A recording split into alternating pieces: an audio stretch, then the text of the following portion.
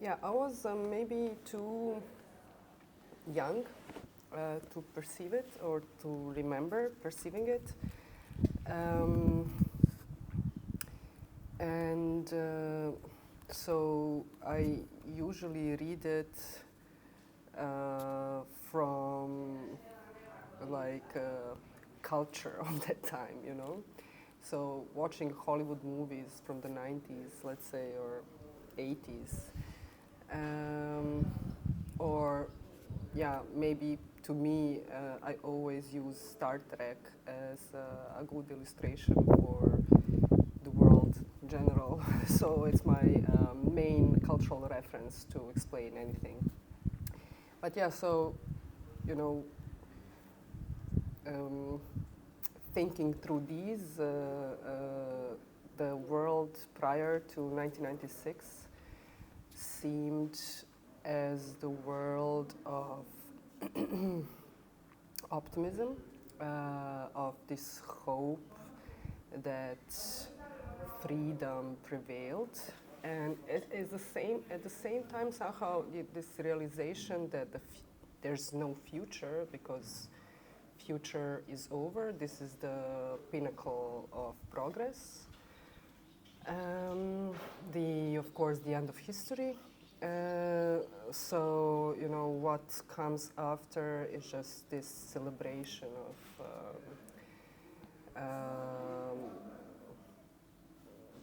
I don't know how to say like a celebration of this victory, you know, which is the highest stage of progress that the mankind has achieved and will achieve. I mean, there's nothing better.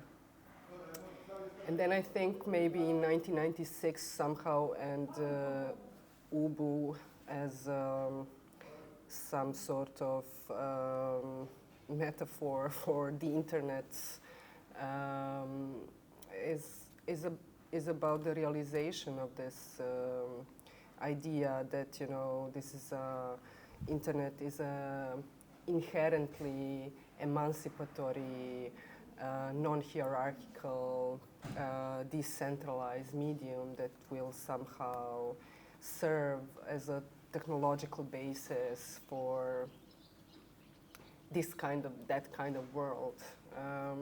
So to me, 90s and yeah, returning to Star Trek, you can like read the the, the most influential or the most um,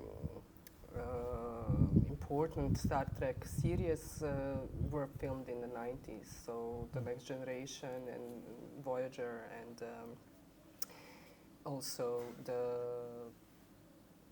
I cannot remember now, but yeah.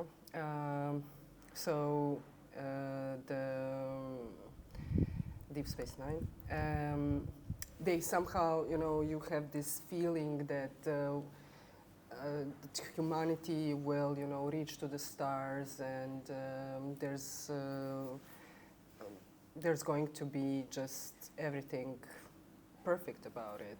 But also, like Star Trek itself hides within it, I think, the basic tension that remains unresolved, and this is that the universe of Star Trek is basically the world of, nation states, just in space.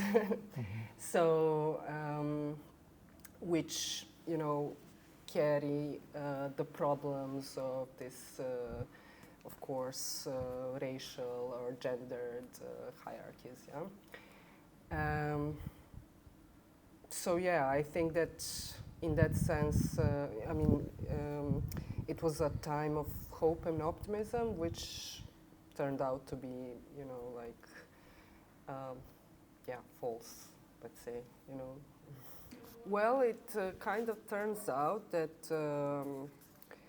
that internet as a technology or any technology is not inherently something or something else, but it's socially, politically, economically, or driven to serve certain purposes. Yeah.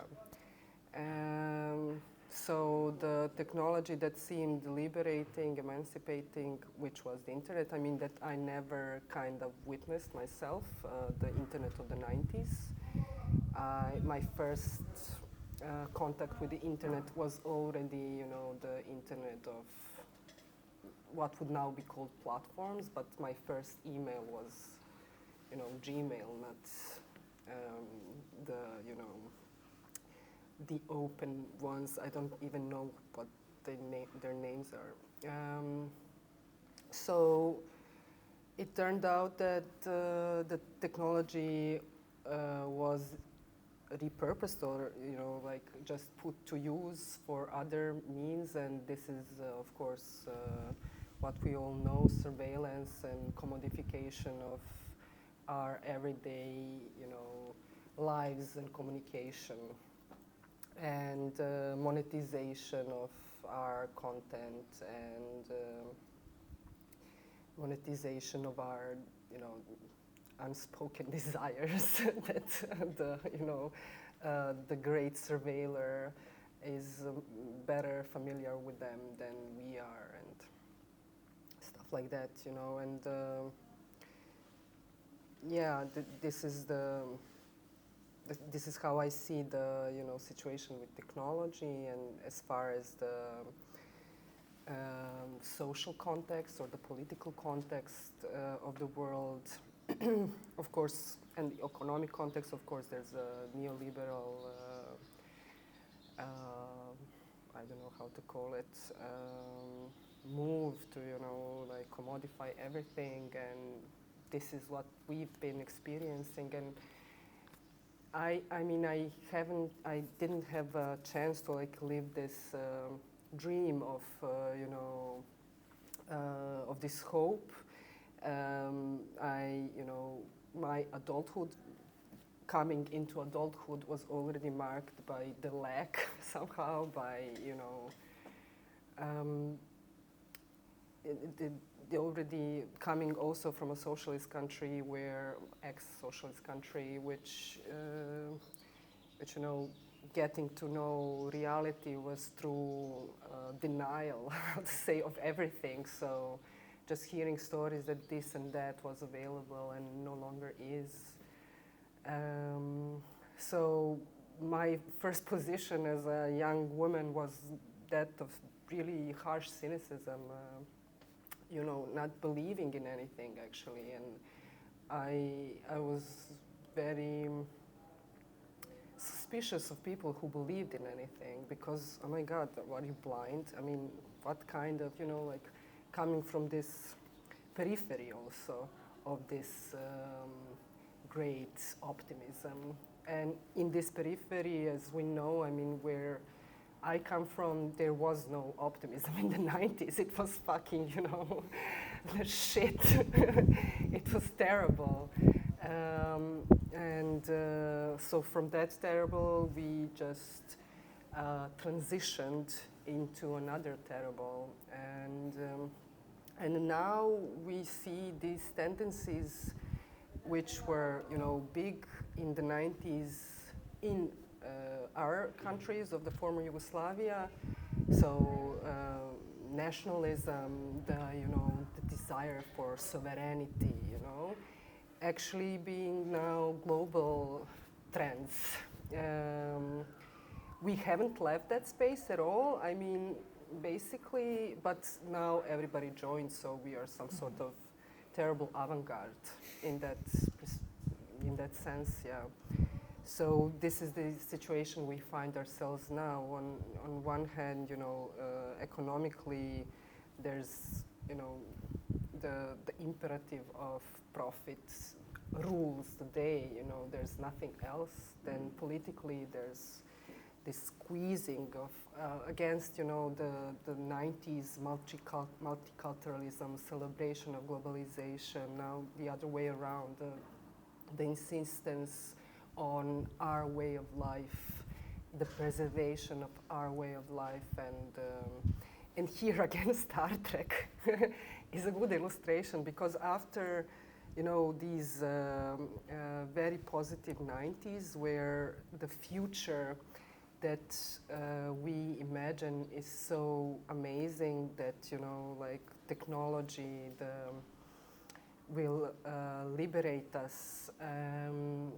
We come to, you know, the new kind of phase in Star Trek with the start of new now serious serials, so to say, in 2017, I think the new one started, you know, the other ones, but in the first episode, there's this scene when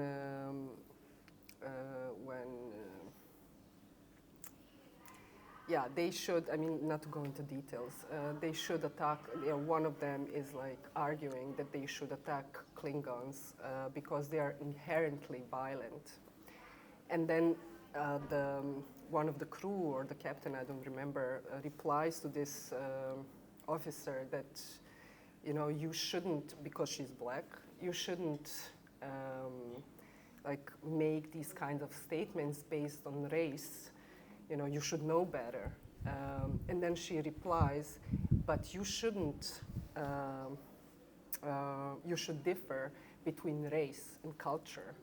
And so Klingons are no longer, you know, genetically violent, but they're simply culturally violent, you know? This is the cultural violence. So it really illustrates very well this also transformation of the identitarian, so to say, of the how community is imagined. So no longer, you know, the modern type of fascism where blood is the, you know, the basis for unification, but now culture is, so identity. And we live in, you know, like in times when identity is the word of the day next to, you know, capital. Well, there's definitely a dystopian scenario that I think everybody is, you know, like somehow aware of, or not everybody, but at least people who think about think about it. I mean, of course, these tendencies becoming even more pronounced. So, on the side of identity, you know, like going to extremes in the attempts to preserve, you know, our way of life, our privileges, our, you know, and this we see, of course, already with, you know, the migration crisis, I don't know how to call it, in Europe, of course, where, yeah, so the borders are becoming, you know, these walls that you cannot break, and the border itself has moved not only from like a territorial border, but moved inside the territory, differentiating between people who are citizens or non-citizens, and then there are tiers of non-citizens that are allowed this and that, and not allowed other things. So, in my view, this dystopian scenario develops into some new forms of apartheid, basically, where there's a privileged minority even that has access to rights, and disadvantaged majority that has no access to rights and serve as you know, like a sort of machinic human machines for, you know, doing work or, you know, birthing babies even stuff. I mean, this is a very dystopian, yeah, picture. Yeah, I mean, I would like to think that there are also like utopian horizons. Yeah, let's say that it seems that we have like the contemporary situation, like two very pronounced tendencies. One is like extreme celebration of newness, of new technology, of new economies, of and then or on intensification of this, like everything is what is new is inherently good, and then there's another tendency to return to the old, to insist on traditional containers of identity, of relational, of relations, and of thinking politics or participating in politics and so forth. So, and this is kind of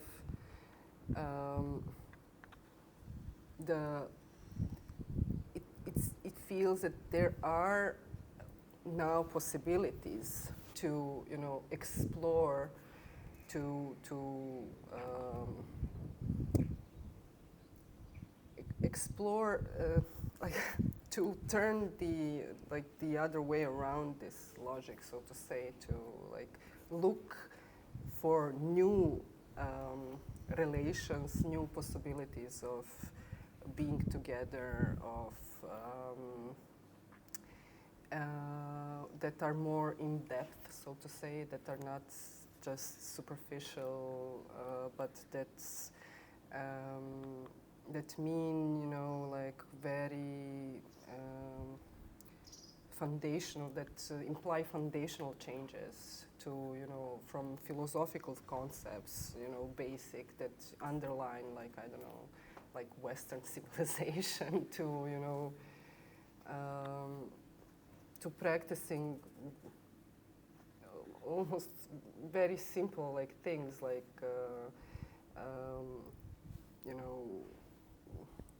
for example, rejecting the imperative of profitability, of that you are doing stuff only because they are, not only profitable, but even productive, in the sense productive of value for you yourself, that you look for places where you can do something that rejects this logic, that only that you should be productive of value in the capitalist sense of the term. I also see in utopian impulses in any places of autonomy, so where autonomy can be achieved, it can also develop. And I see hope also in this destabilizing effect, where we have a lot of people who are simply becoming not surplus in the strict sense of the term, but in a way, not part of majority.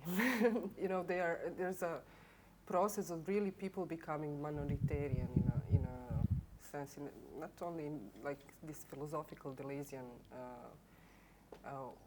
way, but very practically in everyday life, that you don't feel a part of this system. You feel excluded in this or that way, either as a national minority, or as a migrant, or as an unemployed person, or as I don't know. You just feel excluded from the system, and I think that maybe we should think about the not how to include, but how to remain excluded somehow, I'm skeptical, maybe skeptical of science fiction exactly because of this. I like science fiction, but I'm skeptical exactly because of, like the reasons of technological determinism, in the sense that, the technology will determine the outcome, the social outcome when it's applied. So I don't know, when I think of science fiction now, I mostly think of reinterpretation, mainly of the past or of the present, but not of imagining futures, but reinterpreting the past and telling other stories of the past and seeing past through different lenses and in different terms, and then from that new past coming to a new present somehow.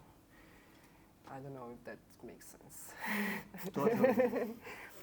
But yeah, I don't, and I think maybe that's the like it's maybe it's very hard, this how is it, who told it, is it Jameson, or I don't know, like it's not possible to imagine. We can imagine the end of the world, but we can imagine the end of capitalism. I think this goes for nation states as well. We can imagine the end of the world, but not the end of the nation state. And generally, like this, it's so difficult to imagine the future because we live in some sort of forever present that started, in the 90s somehow. In that sense, that capital is the ruler, and this is, it's going to be like this forever, and this is, and this is the system, it functions like this, and nothing else can be imagined. But yeah, then to like reinterpret rather than imagining some kind of future that will, I don't know, to find traces of other parallel worlds in past, and to emphasize them, and then from there to have some kind of horizons for future.